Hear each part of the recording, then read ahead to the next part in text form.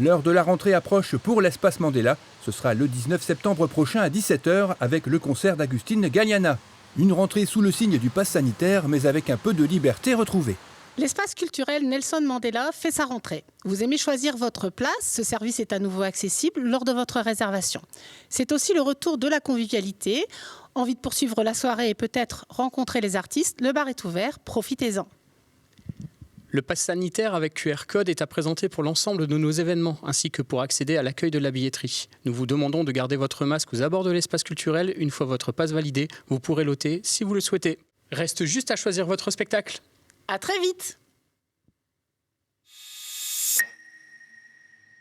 C'est le premier rendez-vous de la rentrée pour la municipalité. L'accueil des nouveaux chapellois s'est tenu à l'espace Mandela.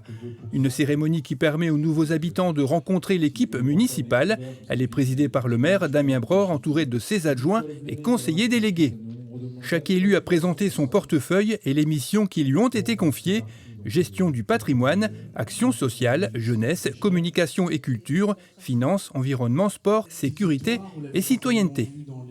Chaque famille présente a reçu une pochette contenant quelques documents pratiques avant de conclure cette cérémonie par un moment de convivialité. Malgré la situation encore contraignante, comme l'application obligatoire du pass sanitaire, les associations de la commune se sont retrouvées au complexe sportif à l'occasion de leur traditionnel forum. Beaucoup de visiteurs se sont pressés dans les deux salles mises à disposition par la municipalité, avec la présence pour la première fois d'une APE, celle d'Omer Olivier.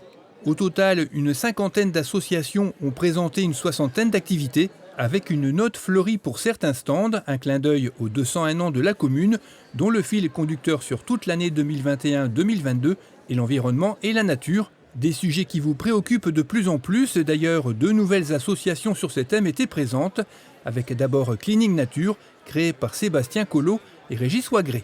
L'histoire de l'association, en fait, moi je suis coureur à pied et je parcours des chemins de campagne autour de la chapelle Armentières. Et j'ai constaté les dégâts de la pollution usuelle, de la pollution habituelle qu'on rencontre au bord des routes, que vous avez certainement déjà constaté, et qui n'évoluait pas au fur et à mesure des mois. C'est-à-dire que je pouvais passer à des endroits où je voyais des déchets, je revenais 3 mois après, les déchets étaient encore là. Et parfois une faucheuse était passée et avait dispersé ces déchets et avait commencé à fabriquer les microplastiques dont on parle beaucoup.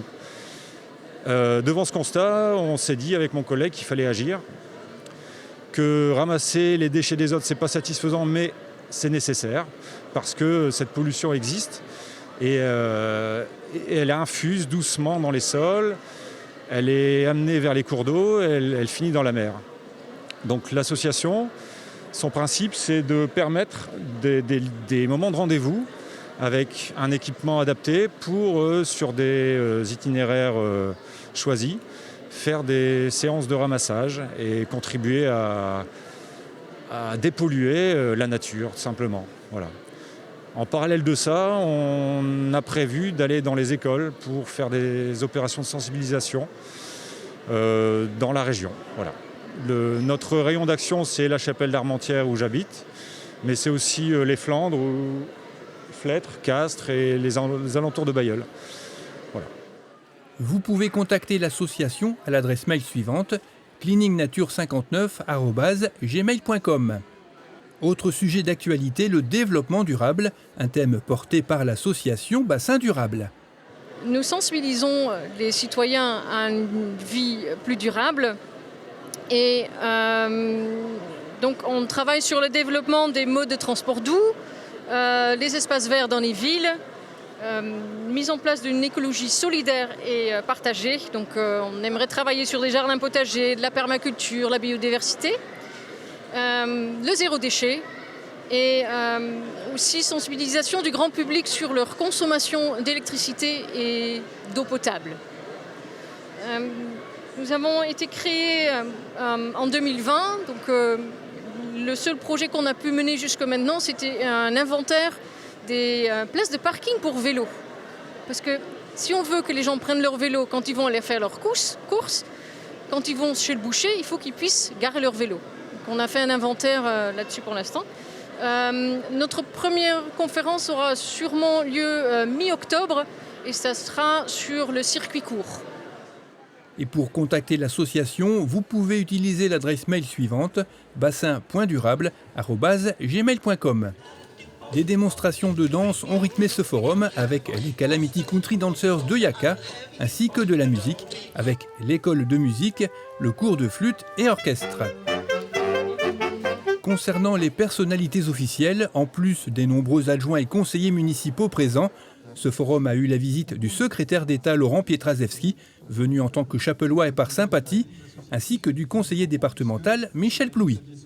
Dans son allocution, le maire Damien Bror a tenu à remercier l'ensemble des acteurs qui ont permis la réussite de ce forum.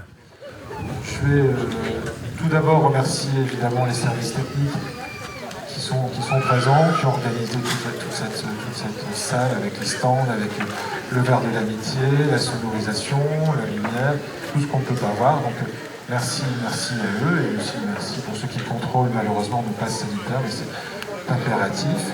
Merci donc à Nathalie Penet, qui organisait, adjointe, qui a organisé ce forum avec la réussite qu'on lui connaît. Donc, il y a beaucoup de gens, beaucoup d'associations, et donc merci Nathalie. Et puis évidemment merci à tous les bénévoles qui accomplissent un gros travail. C'est très prenant, ça prend sur leur vie de famille, ça prend sur leurs loisirs, ça prend sur beaucoup de choses. C'est un vrai investissement que d'animer une association. Qu'elle soit petite ou très importante, c'est toujours un gros travail et vraiment je tiens à les en remercier sincèrement puisque grâce à elles, notre commune reste dynamique et peut offrir beaucoup d'activités que nous ne pourrions pas proposer à nos habitants. Si vous avez manqué ce forum, vous pouvez consulter l'annuaire des associations sur le site web de la commune dont voici l'adresse www.ville-lca.fr. Un moment de convivialité et de partage a permis à l'Assemblée de célébrer ses retrouvailles. Essayez l'activité de votre choix au prix d'une entrée piscine. C'est ce que vous propose Calicia durant 15 jours, de quoi bien démarrer la rentrée. Voilà, c'est la rentrée scolaire, mais effectivement c'est la rentrée aussi à Calicia. Calicia en fait a décidé avec le CEPA d'organiser une quinzaine d'activités. N'oubliez pas aussi le bassin sportif, 6 rangs, 25 mètres. Nous avons toujours le jacuzzi à votre disposition. Un bassin ludique avec de la rivière à contre-courant. Vous avez des bancs, parapluies et de signes et banquettes de bulles.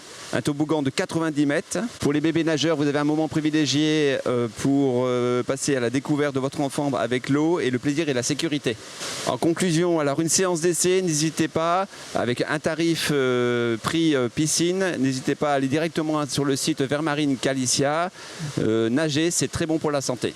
Calicia est accessible aux personnes à mobilité réduite et malvoyantes. Elle est ouverte 7 jours sur 7, sauf Noël et Nouvel An. Attention, les horaires ont changé. Vous les trouverez sur le site web de Calicia avec de nombreuses informations pratiques. Et n'oubliez pas votre passe sanitaire pour pouvoir entrer.